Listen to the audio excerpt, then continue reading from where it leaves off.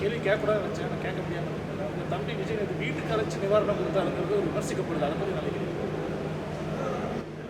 கொடுக்கணும்னு நினைக்கிறாரு. இப்போ என்னை மாதிரி இப்போ நான் 7-8 தேதியில் போய் களத்துக்கு போவேன். நான் ஏற்கனவே போய் நிற்பேன் மக்களோட மக்களாக. அவரால் போய் அப்படி நிற்க முடியாது, பிரச்சனை இருக்குல்ல. அவர் போய் அங்கே நின்னால் பாதிக்கப்பட்ட மக்களின் கூட்டத்தை விட அவரை பார்க்கணுங்கிற கூட்டம் அதிகமாக. அப்புறம் அந்த பிரச்சனையை வேறு சமாளிக்க முடியும். அங்கே போய் கூட்டம் கூடி அதனால் வந்ததுன்னா பாருங்கள், அவரை பார்க்க இவ்வளோ பேர் கூட்டிட்டாங்க, அந்த பாதிக்கப்பட்ட மக்களுக்கு உரிய அளவில் செய்ய முடியல இதெல்லாம் அப்படின்னா அதுக்கு ஒரு விமர்சனத்தை வைப்பீங்க. அதனால் அவர் சரி உதவணுங்கிற எண்ணம் இருக்குது, அதுக்கு நீங்கள் பாராட்டணும். சரி அதை கூட மற்றவங்க செய்யலை. சரி அவராவது வர வச்சு கொடுக்குறாரு. உதயநிதியோட பிறந்தநாள் கொண்டாடிட்டு இருக்கிறத எப்படி பார்க்குறீங்க? உதய விழா அதை எப்படி பார்க்குறீங்க நீங்கள் சொல்லுங்கள். அதில் போய் மாண்புமிக்க அமைச்சர் பெருமக்கள்லாம் கலந்து கொண்டு பாராட்டி பேசுகிறதில் அப்படி பார்க்குறீங்க? அவங்க தாத்தா நாங்கள் செத்து ஈழத்தில் விழுகும்போது ஒரு தெருவில் பறையோசை கேட்கும்போது, சாவுப்பறை கேட்கும்போது இன்னொரு தெருவில் மங்கள ஒளியும் கேட்டிருக்கிறது அப்படி நினச்சிக்கிறதா? அதே இதை இதுக்கு பொருத்திக்கிறதா? இப்படி அவராவது மற்றவங்களுக்கு கொடுக்கணுன்னாது நினைக்கிறாரு. இது சரி வர வச்சாது ஒரு அரிசி பருப்பு ஏதோ ஒன்று கொடுக்குறாரு, வேட்டி சேலை கொடுக்குறாரு, ஏதோ ஒன்று. அதை அந்த எண்ணத்தை நீங்கள் பாராட்ட தானே வேணும்.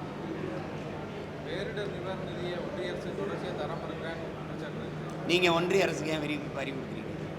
ஒன்றிய அரசே உங்கள் அரசு தானே, உங்கள் சம்மந்தி அரசு தானே.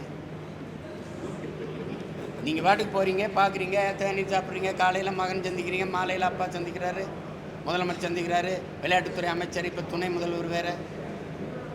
நீங்கள் தான் எந்த நேரம் பார்க்க முடியுது, பேச முடியுது. வாங்க சதுரங்க போட்டின்னா வர்றாரு, வாங்க கேலோ இந்தியானா வர்றாரு. அவரோட தான் நீங்கள் ரொம்ப சாதாரணமாக பொண்ணு எடுத்த சம்மந்தி குடும்பம் மாதிரி பேசிக்கிறீங்க. அதை பேசி எங்களுக்கு உரிய நிவாரணத்தை வாங்கி தர வேண்டியது தானே. பேரிடர் காலங்களில் உனக்கு உரிய நிதியை தரமாட்டேங்கிறாருல்ல, நீ எதுக்கு வரி கட்டுற? ஒரு கேள்வி நீங்கள் சொல்லுங்கள். இந்தியாவை ஆண்டு கொண்டிருக்கிற இந்த இந்திய ஒன்றிய அரசுகள் இருக்குல்ல, அது காங்கிரஸ் அரசு, பாரதிய ஜனதா, காசு ஏது? மத்திய அரசு நிதின்னு ஒன்று சொல்கிறாங்கல்ல, அந்த நிதி ஏது?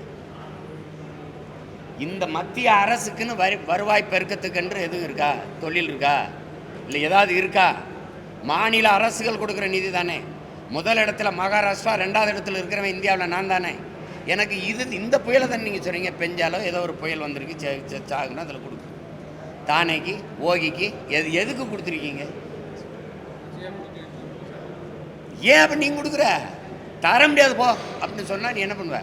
அடுத்த நாள் அமலாக்கத்துறை ரைடு வரும், உள்ளதுக்கு போடுவான். அதுதானே பயந்துக்கிட்டு கிடக்கிற. இப்போ என்ன ரைடு போடுவ? நீங்கள் இது மட்டுமா பாரபட்சம்ங்கிறது? இது மட்டுமா? குஜராத்தில் ஒரு மீனவனை பாகிஸ்தான் கடற்படை கைது பண்ணிருச்சுனவனா நீ உடனே உன் கடற்படை இராணுவம் போய் திரட்டி போய் அவனை மீட்டிட்டு வருதில்ல. 850 பேரை சுட்டிருக்கான்ல எங்களை இதே இந்திய கடலுக்குள்ளே. எத்தனை பேரை கைது பண்ணி உள்ளே போட்டிருக்கான்? படகை பறிச்சிருக்கான், வலையை கிழிச்சிருக்கான், சிறை பிடிச்சிருக்கான், சித்திரவதை பண்ணியிருக்கான். ஒரு தடவை கூட இப்படி வெட்டி பிடிச்சி தடுக்கலை எங்களை.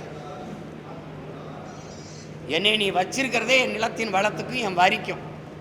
கடைசி நேரத்தில் 5 வருஷத்துக்கு ஒரு தடவை போடுற வாக்குக்கு. வேற என் வாழ்க்கை பற்றி கவலை இருக்கா? என் உணர்வை பற்றி, என் உயிரை பற்றி, என் உரிமையை பற்றி, என் ஓட்டை பற்றி தான் உனக்கு கவலை இருக்குது. இதை பற்றி கவலை இருக்கா? அப்போ அது எதிர்த்து என்ன சண்டை போட்டிருக்கீங்க நீங்கள்? பேரிடர் காலங்களில் என் மக்கள் சிக்கி தவிக்கும் போது எனக்கு உதவுவதற்கு நீ பணம் தர மாட்ட. அந்த மக்களின் காசில் தான் உனக்கு வரி வருது. தர முடியாதுன்னு சொல்கிறதுக்கு எவ்வளோ நேரம் ஆகும்? வெள்ளக்காரங்காலத்தில் தான் வரி கூட இயக்கமா? இந்த கொள்ளக்காரங்காலத்தில் போராட முடியாது, தர முடியாது. உன்னால் முடிஞ்சதை பாருன்னு சொன்னால் மத்திய அரசு ஃபண்டு, மத்திய அரசு சென்ட்ரல் கவர்மெண்ட் ஃபண்டு. உனக்கு ஏது ஃபண்டு? இங்கே வா மண்டு, உனக்கு ஏது ஃபண்டு சொல்லு. மாநிலங்கள் நாங்கள் கொடுக்குற காசு தான், அதை வாங்கி வச்சுக்குவாங்க.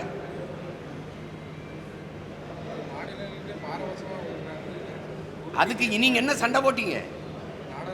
என்ன சண்டை போட்டீங்க? கூட்டணி வச்ச ஐயா சந்திரபாபு நாயுடைய மாநிலத்திற்கும், கூட்டணி வச்ச ஐயா நிதிஷ்குமார் மாநிலம் பீகாருக்கும் ஆந்திராவுக்கும் நிதிநிலை அறிக்கையில் ஒதுக்கப்பட்ட நிதி எவ்வளோன்னு தான் உங்கள் எல்லாருக்கும் தெரியுமே. 40 பாராளுமன்ற உறுப்பினரை போய் வச்சுக்கிட்டு அங்கே என்ன பண்ணீங்க? ஏன் இதை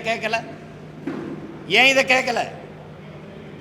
சரி, போன தடவை தூத்துக்குடியில் சிக்கணும்ல, அப்போ பேரிடருக்கு நிதி தந்துருச்சா? தரல. இல்லை, அதை எந்த இடத்துல போய் எழுப்புனீங்களா? இந்த பாராளுமன்றத்தில் கேள்வி எழுப்புனீங்க, பேசுனீங்களா? ஒவ்வொரு முறையும் நீ இதே செய்கிறீங்களா? அப்புறம் நீங்கள் கேட்க வேண்டியவங்ககிட்ட விட்டுட்டு பாவம் இந்த திருப்பூரில் சிக்கிட்டான் சீமான்னு வச்சுட்டு என்னையை போட்டு சொல்லிட்டு புரியுதா? நான் உங்களோட கூட்டமாக இருந்தால் அழுகிற ஆள் தான், என்கிட்ட ஒன்றும் இல்லை. அது ஆனால் என்ன பண்ணுறது, பாவப்பட்ட மக்கள் கூட்டத்தில் நான் ஒருத்தன் நின்று அழுகலாம். அதுதான் நம்ம செய்ய முடியுது. வேறு என்ன செய்ய முடியுது சொல்லுங்கள்?